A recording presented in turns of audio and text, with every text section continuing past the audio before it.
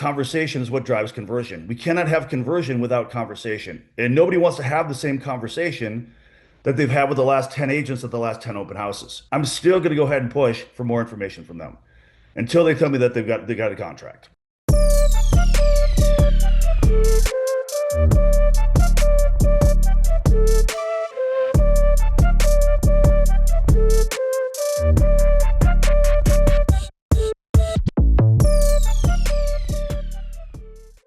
Good morning.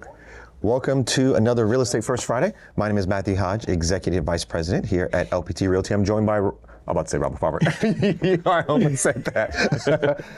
Joined by Louis Fermin, my co-EVP, and we're excited to be with you this week. It's been a long week for us, so I'm sorry if I'm a little foggy brained. We've been on the West Coast all week and in meetings all day, entertaining all the way through the evening. It was a little bit different because we flew in on Sunday, and that was a day that we turned the hours back, the clock back an hour.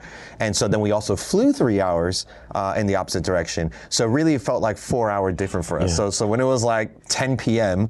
for us there, it felt like 2 a.m. is what our bodies were telling us. So we had to adjust to that over the course of the week. And it's been a long week, but super productive, man. Yeah, super productive. Yeah. And it's always great to be in community with our agents. I mean, it was for the Zillow Unlock conference, and there was a massive concentration of LPT agents. I think we were the most represented brokerage at that entire conference. Yeah. So whenever we're in community with one another, it's always great to, again, reignite those sparks. And what's crazy is like we were literally just with a lot of those agents just 2 weeks prior at FallCon, and you're able to pick right back up. So it's really cool to be in community with them. But yes, I mean, that joke with the time change, I don't know if any of you guys, if you've been to Vegas, you kind of know you're kind of secluded inside of hotels. I mean, with our work schedules, you're kind of in there. I didn't experience the time change until like yesterday, I feel like. When we got back and I saw how dark it was at 6 p.m. I'm like, why is it so dark? What time is it here? Like, I was telling my wife that yesterday, and it's just, it's been a crazy whirlwind. Yeah, it was cool though. It was great to go out there and support. We had 4 LPT speakers. So we had Keegan Siegfried speak. We had Barry Jenkins. We had Keith Anderson, and who else did we have? There was one other person. I will remember by the end. Okay, but yeah, 4 speakers while we were there. Kyle Draper. And so it was great. And they're talking about building community. They're talking about culture. They're being recognized for these things, productivity, how to scale, all these different things. And so it's so cool to see we were the most represented speakers there, talking about all these different aspects of our business that are so important. And so yeah, we were great. So we'll hopefully have a recap to show you what that looks like for Motivational Monday. And we'll go from there. And with all the crazies of travel, we also shattered a record with LPTA here in Central Florida. So do you want to share a little bit of details of that record-breaking sale that the organizations had? We talk a lot about doing the hard work when you can't see the things, emptying the power packs, emptying those boxes, and those same principles work across all price points of real estate. So we just had a $14.25 million sale with LPTA here in Central Florida, which was the highest sale in that county's history, like in all times. And so when you hear that, it's great to know that as a stat. But let's talk about 2 important things, and it's gonna lead into the conversation we're having today. One, when you are setting a record, all-time record, there is no market for that. You are having to create that market, and so your level of expertise in justifying that price is going to look a little bit different.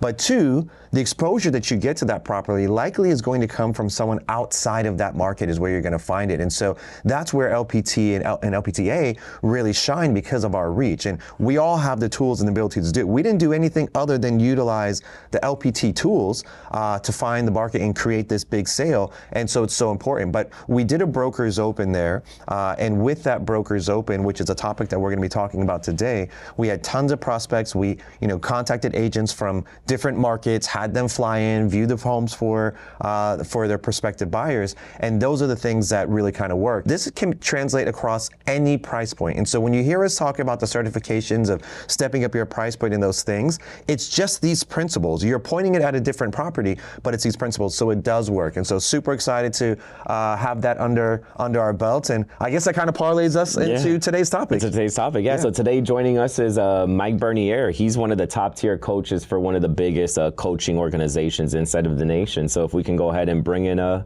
Mike. Hey, Mike. Good morning. How are you? Guys, it seems like forever since I saw you two at FallCon.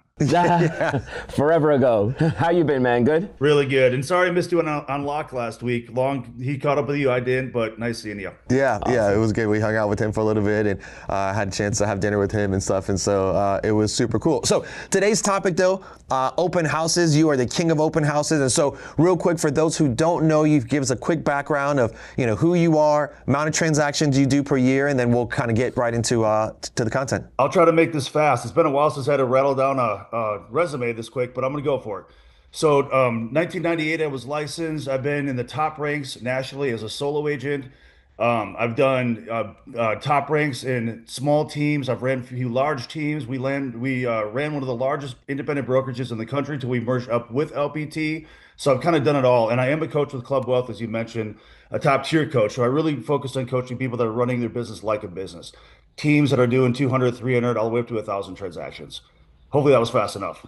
Yeah, no, that's perfect. And so again, each week we're always bringing you the experts in their field, right? And it's like a lot of these people are with LPT, which is fantastic. And sometimes they're not, and that's okay for us. It's really not designed to like box anyone else out. It's really about the content. And so we appreciate you making your time available today with us. And so we're going to jump into the open house, which is a topic.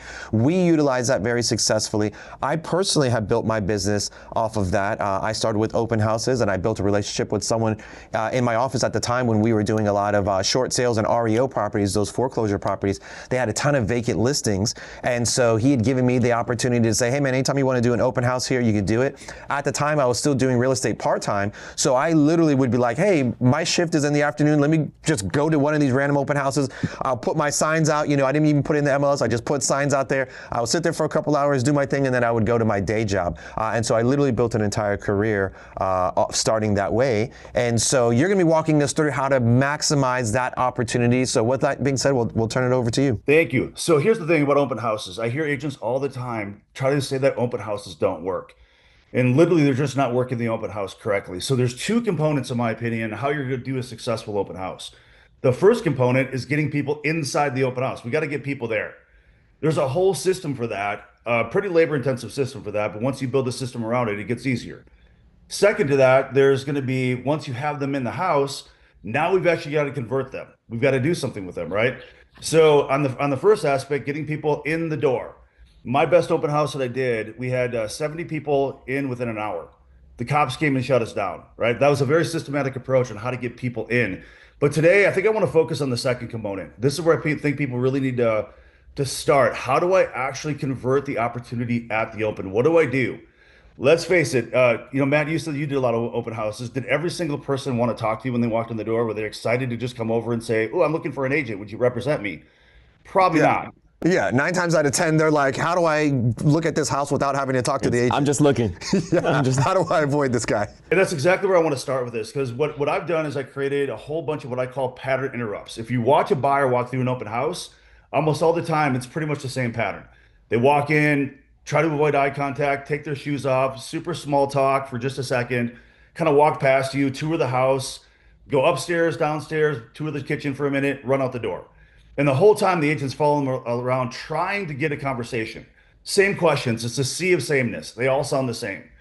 How many have you looked at? How long have you been looking? How many are you looking at today? Same questions, 10 different open houses, same conversation, right?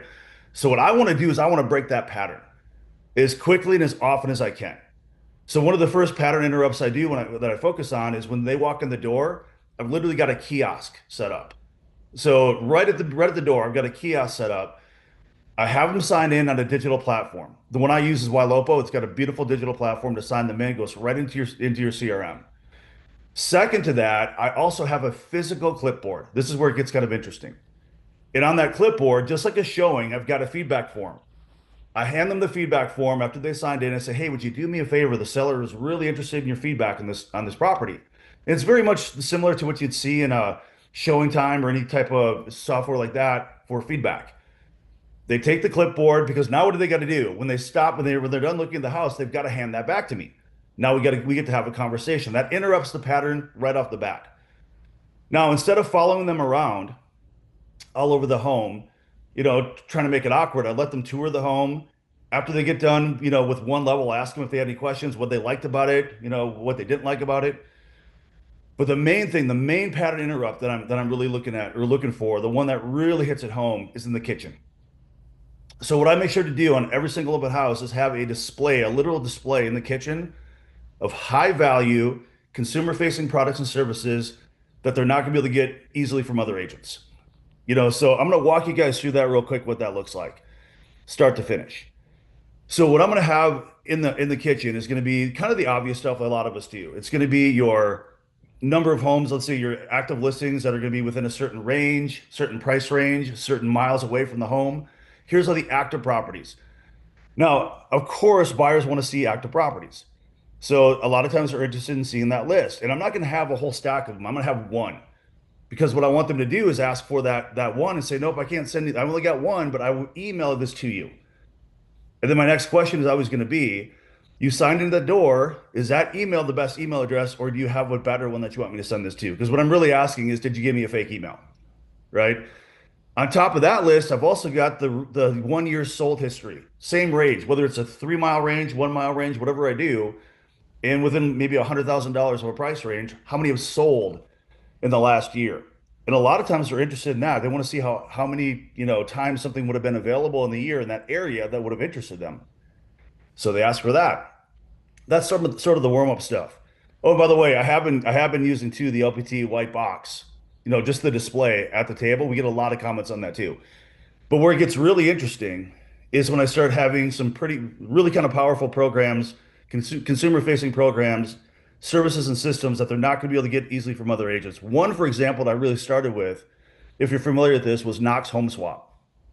I don't know if you guys ever looked at that product before, but when Knox came out with it, it was where it's kind of like a bridge loan on steroids. You could purchase your new home through Knox before you even sold your trailing home, your departing home. And you'd only have one payment and have to qualify for one home. Now, when I was using that, this was back in like 2021 when the market was on fire and contingencies were just murder. Like you could not get a contingent offer accepted no matter how hard you tried. So of course, someone's like, yeah, if you explain that program to them, they're going, I would love to explore that program. Okay, I'm gonna get you some information on it. Again, did you give me the email at the door, the one that you want me to use, or is there a better one? Another one that we got, and we do this in-house, and there's ways to do this outside of being in-house, but we built our own system for this. We've got a program where we'll actually renovate someone's home prior to listing. And when I say renovate, I mean light renovate. We're not doing full, $150,000 remodels, but we're talking carpet, paint, lighting, all the things that sort of really make the house pop. Staging will cover that. And then we'll get paid back at closing. So that's been a huge value add that people want more information. And so the idea that they come in, that they don't want to talk to an agent, when I start talking about these programs, they go from standoffish to, can you come to my house tomorrow? One of my favorite examples of that was a sign call. A guy that did not want to talk to an agent. He wanted to see the house. I showed it to him. He was super standoffish. As soon as I explained knock to him, boom, done deal. He asked me to come over tomorrow. So at open houses, having that pattern interrupt where you get them stopping in the kitchen, looking over information, looking over programs, looking over services, it creates conversation. And I think we all know that conversation is what drives conversion. We cannot have conversion without conversation. And nobody wants to have the same conversation that they've had with the last 10 agents at the last 10 open houses. Another thing that I find is interesting, if you follow the NAR stats of every year, it's usually about 3 weeks of time that people are shopping for a home without an agent. So when they first start becoming transactional, they get in that transactional phase, they're running around on their own, doing a lot of legwork themselves. That's where a lot of these open house buyers come from. So even though people are telling you, I've got an agent, I don't really, look, unless they're under contract, unless they tell me straight up, I'm under contract, I've signed a contract, I'm still going to go ahead and push for more information from them until they tell me that they got a contract. That's actually a super important stat because, part of that conversion process is understanding the profile of the person walking inside of the door. And so if you are interacting with them as like, hey, they're already ready to buy a house today, maybe you might be jumping the gun a bit. Likely the scenario is that they're just starting to get serious about that process, and the things that you're going to give them to add value or to help them or increase experience of purchasing a home is going to look a little bit different. And that's why you said, I know that you have the power pack set out, and that's set up for you to help them understand what the home that they're standing in, but you've also got like the buyer tools, like the home buyer workbook or the 7 home buyer strategies. Like those are really important pieces to have sitting there in those open houses, because again, it starts to position you as the expert. You are starting to bring value in a way that makes sense for them at that time. Right? Once you've gone through pre-approval and you've gone through this, you've written your first offer maybe hasn't got, like, those things don't make quite as much sense, right? But when you are initially, trying to engage with this person, it's really important. So thank you for calling that piece out. I think that's an important aspect of understanding, how to convert. Yeah, and a quick plug too, like I love how you're breaking this down, Mike, because we oftentimes when we're thinking through an open house concept, we think about how are we going to drive traffic into the open house, and then what is my follow-up going to be after individuals come to the open house. But are we thinking through how can I create the biggest impact while I'm face-to-face with the individual? And you're hitting the nail on the head. It's like, how do I disrupt the natural behavioral autopilot that a natural consumer has inside of the home? And I don't think I've ever really thought about it like from that degree. Like, how do you create disruption in that autopilot to create the engagement? And some of these tidbits that you gave with like the feedback, the form where they're going through and you're kind of disrupting, hey, this is a little bit different. Like last time I've gone to open houses, I didn't have these aspects. We're stopping in the kitchen and we're kind of disrupting the flow with very purposeful types of, checkpoints that we're going to talk through. Like this is a really great way to, again, cause the greatest impact while you're face to face, which is then going to lead to easier conversion and follow up after the fact, because you're building the most appropriate relationship at the most important time, which is when you are face to face for the first time with that customer. Yeah, great point. A couple other things that worked really well is I get familiar with an open. I don't just show up to it, 5 minutes before I'm scheduled to be there and then get familiar with it. I want to make sure I'm familiar with that open ahead of time. And what I do is I come back with feature cards. I want to make sure if there's good sale features in that house, because I'm not going to follow the person around and bug them. I want them to have some space, but I'm going to have feature cards laid out so it shows them the things they should be seeing. If there's an oversized bedroom, if a remodeled kitchen, anything, I'm just having a kind of a tent card sitting there saying, notice this feature. That also gets a lot of attention. But I'll tell you the biggest thing I just started, and I think this is going to be a huge secret weapon. We all know affordability has been a problem for the last many years, and it is getting better, I think, right? I mean, rates are starting to come down, yada, yada, yada. Consumer expectations are changing. We know that. But what I'm doing, especially if it's the right price range, I'm pulling every single FHA sold home within a 3 to 5 mile radius and within $100,000 to $150,000 price of my subject. And the reason I'm doing that, and I'm preparing a list, is because I can cross-reference that FHA sold home with the ones that are active on the market. So I can show them, hey, these 12 properties here have an assumable rate. Now, I don't necessarily know what that rate is right there and then. I haven't checked. But if there's 10, 12, and a lot of times there's 10 to 15 properties that will fit that bill in my market per open house. So when I explain to them, we may be able to get you into a 3 or 4% interest rate for the majority of the money that you need to purchase this home. That piques a lot of interest. And again, they're like, well, can I have that sheet? No, I can email it to you, but even then I don't have addresses. What I tell them is this.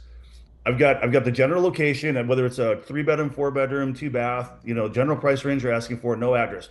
I let them know I don't want to just give you this or you go to a different agent. This is a skill set. It's a niche.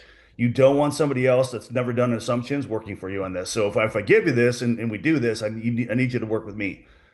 Every single time we've done this, said yes. And going back to those like tents in each room, like that's actually a pretty cool way to do it. Where in like every room you have like this tent with like the characteristics of what you should be looking for. And like when they first walk in, you let them know it's like, hey, like here's the feedback sheet. Every room in this location is gonna have this. I encourage you to kind of look because I want to make sure that you're looking at the appropriate things. Maybe after they've gone through everything, we're gonna link back up in the kitchen and kind of talk through and prioritize which one of those items you thought were most important. And maybe I'm gonna to email you, kind of a breakdown of your recap of like what I think that's pretty solid. Yeah. That's a cool way to do it. Yeah, it certainly is. And also to come back to his last point about the assumable interest rates, there were a lot of people who were looking for that and they didn't quite understand. They had heard about it and they're like, oh, you can have the same, like, well, I think that works on FHA or VA.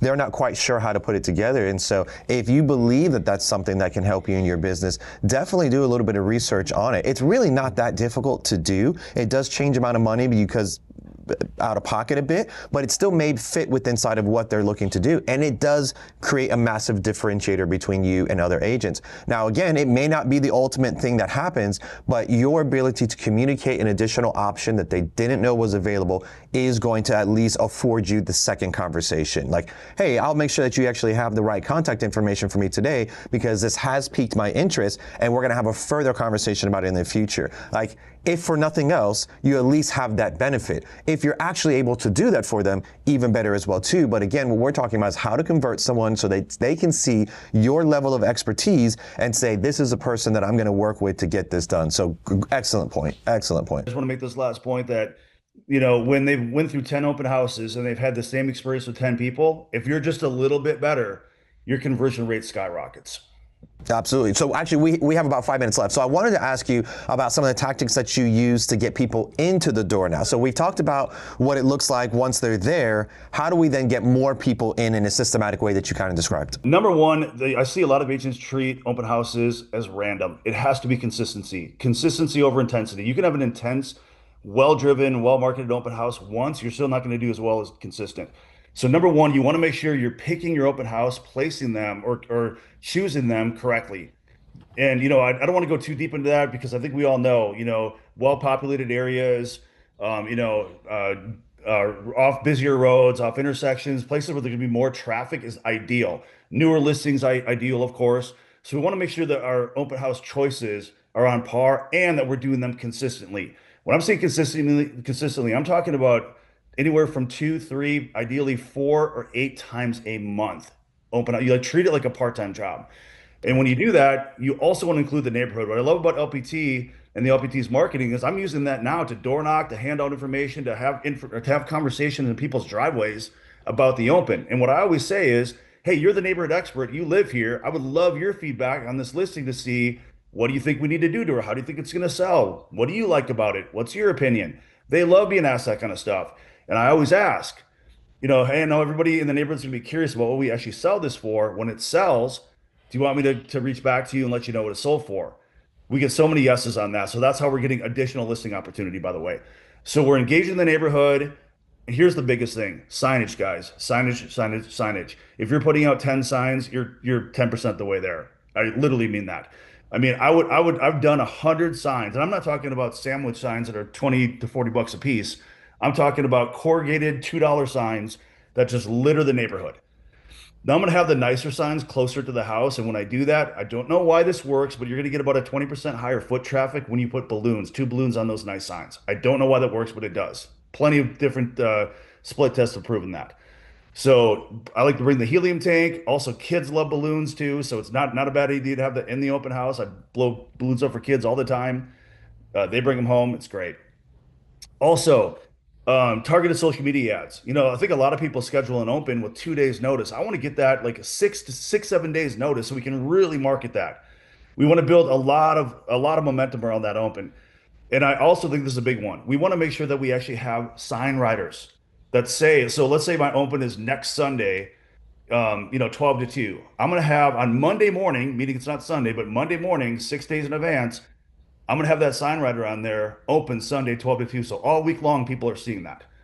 That's been huge. So making sure people are aware of it. And by the way, guys, guess what? When your open house looks like a circus that way, when there's 50 cars coming and going through that day, tons of signs, tons of activities, and you have a competition listing down the road that's got one open house one time a month, 2 signs leading into the place, 2 cars in the driveway, which one's going to look better than neighbors?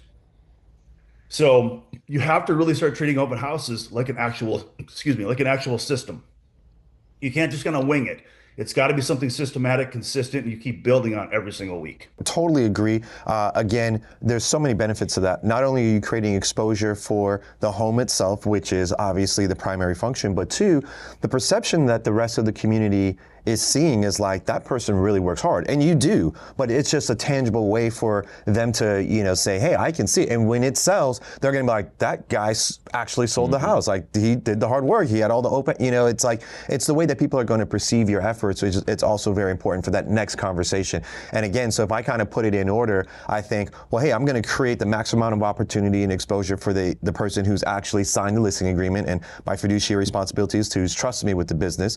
Two, as a secondary, I'm going to make sure that everybody knows how hard I worked for you and, sold that. And so that's when you can get into whole systems of like, hey, I'm going to send out just sold cards and all those things. That's a topic for another day.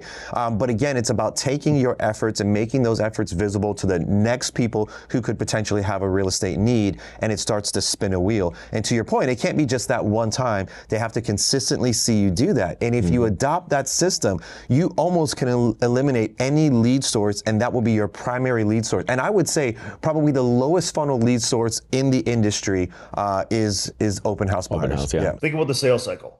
The sales cycle, somebody's entering that transactional phase at open houses. These are not people that are just aspirationally thinking about buying a house someday. They're looking at XYZ Main Street. They're getting close, right? And when you have consistent open houses week after week after week, what that's doing, you might have almost nobody show up one day because the weather's terrible or something, but the next one, it hits. You never know. Like, you're going to have all varying results. So it has to be consistent. Time and time again, you're watching people spend a ton of money on leads, or you're just watching people spend hours and hours and hours a day prospecting on the phone. This would probably be 6 to 8 hours of work per week that you can run into 20, 30, 40 people that are getting transactional per week. Think what the cost benefit is that. Yeah, so I see Barry put in the chat that the writer is a great idea. Remember, guys, we have open house power packs that actually accomplish a lot of that mission that Mike has been describing. But yes, guys, like, you want to be purposeful with this action. Like, if you legitimately want to run a successful open house business, you have to sketch it out. Like, sketch out what is the plan before the open house, what is the plan during the open house, and what is your follow-up plan after the open house. From a before an open house perspective, just advertising it 1 or 2 days before, oftentimes not enough if you're going to want the full traction attending that open house. Right. And if you're going to be there anyways, like, why not maximize the time that you're there? And then we learned so many creative ideas today in regards to what you could do to disrupt the behavior during the open house. And then obviously you need your follow-up campaign to ensure that you maximize those efforts. Yeah, awesome.